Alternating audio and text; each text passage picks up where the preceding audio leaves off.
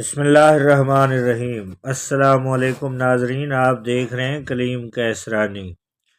حضرت سیدنا ذو النورین طفیل بن عمر دوسی رضی اللہ تعالی عنہما یمن کے مشہور قبیلے دوس کے سردار اور رئیس تھے، فہم و فراست کے مالک اور اعلیٰ پائے کے شاعر تھے۔ آپ رضی اللہ تعالی عنہ اپنے قبول اسلام کا واقعہ خود بیان فرماتے ہیں کہ شمع اسلام کے نور سے ابھی صرف مکہ مکرمہ کی پہاڑیاں جگمگا رہی تھیں کہ ایک دن میں کسی کام سے مکہ مکرمہ آیا تو اہل قریش میرے پاس آئے اور رحمت عالم صلی اللہ علیہ وسلم کی طرف اشارہ کر کے کہنے لگے، انہوں نے ہماری جماعت کو منتشر کر دیا ہے، ان کی گفتگو سحر کی مانند ہے، انداز بیاں جادو کی مثل ہے جسے سننے کے بعد باپ بیٹے میں جدائی ہو جاتی ہے، بھائی بھائی سے دور ہو جاتا ہے، میاں بیوی ایک دوسرے کے دشمن بن جاتے ہیں۔ جس مشکل سے ہم دوچار ہو چکے ہیں اس سے اپنے آپ کو اور اپنی قوم کو بچاؤ، ان سے نہ کوئی بات کرنا اور نہ ان کی کوئی بات سننا۔ آپ رضی اللہ عنہ فرماتے ہیں کہ کفار مکہ کی گفتگو سن کر میں نے نبی رحمت صلی اللہ علیہ وسلم کی بات نہ سننے کا پکا ارادہ کر لیا، چنانچہ جب بھی حرم کعبہ جاتا تو اپنے کانوں میں روئی رکھ لیتا تاکہ شفیع امت صلی اللہ علیہ وسلم کی آواز میرے کانوں میں داخل نہ ہونے پائے۔ ایک مرتبہ کعبہ کے پاس پہنچا تو نبی کریم صلی اللہ علیہ وسلم نماز ادا کر رہے تھے، میں اور قریب ہوا تو ان کی دلکش آواز میرے دل کو اپنی طرف مائل کرنے لگی۔ میرے نہ چاہنے کے باوجود اللہ عز و جل نے مجھے ان کا کچھ کلام سنا ہی دیا۔ اس وقت مجھے اندازہ ہوا کہ ان کا کلام تو واقعی بے حد حسین ہے۔ میں نے دل میں کہا، میں ذہین اور سمجھدار ہوں، کسی کے کلام کی خوبیاں اور خامیاں مجھ سے چھپی نہیں رہ سکتی، میں کفار قریش کی بات کیوں مانوں اور اس حسین و جمیل نور کے پیکر کا کلام کیوں نہ سنوں؟ اگر اچھا ہوا تو قبول کر لوں گا ورنہ نظر انداز کر دوں گا۔ جب رسول مکرم صلی اللہ علیہ وسلم واپس ہوئے تو میں بھی پیچھے پیچھے چلتا ہوا ان کے گھر تک پہنچ گیا اور عرض گزار ہوا۔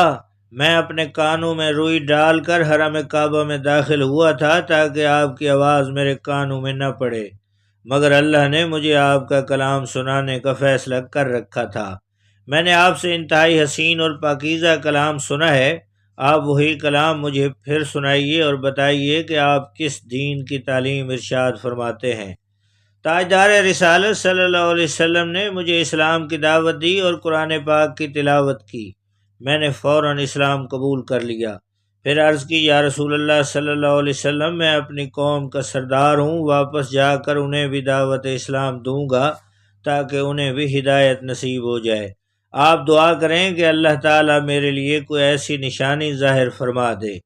رسول اللہ صلی اللہ علیہ وسلم نے یوں دعا کی، اے اللہ اس کے لیے کوئی نشانی قائم فرما دے۔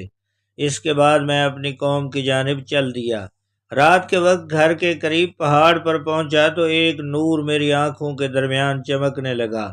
میں نے بارگاہ الہی میں دعا کی، اے اللہ اس نور کو میرے چہرے کے علاوہ کسی اور جگہ ظاہر فرما دے، کہیں لوگ یہ نہ سمجھ لیں کہ میرا چہرہ بگڑ گیا ہے۔ دعا کرتے ہی وہ نور میرے چہرے سے چھڑی کے کنارے پر آ گیا۔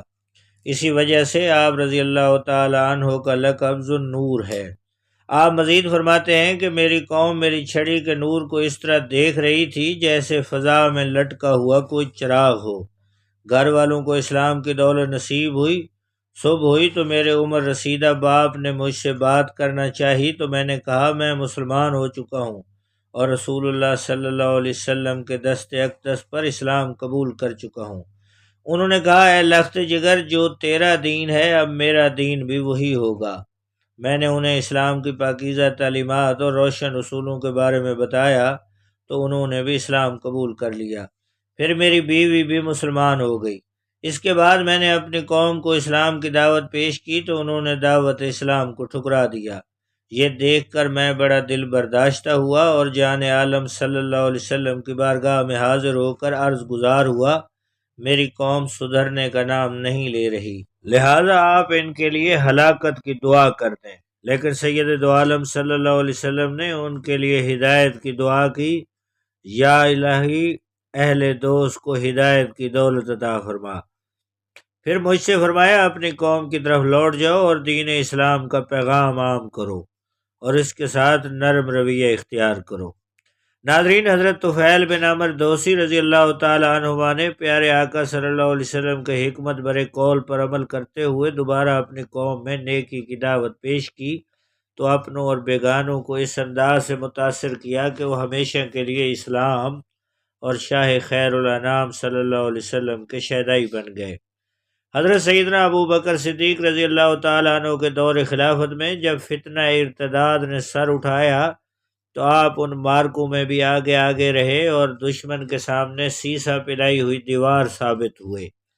سن 12 ہجری ماہ ربیع الاول میں جنگ یمامہ میں شریک ہونے سے پہلے آپ رضی اللہ تعالیٰ عنہ نے ایک خواب دیکھا، پھر خود ہی اس کی تعبیر ارشاد فرمائی کہ میں اس جنگ میں پروانہ شہادت لے کر اپنی منزل حقیقی کی جانب روانہ ہو جاؤں گا۔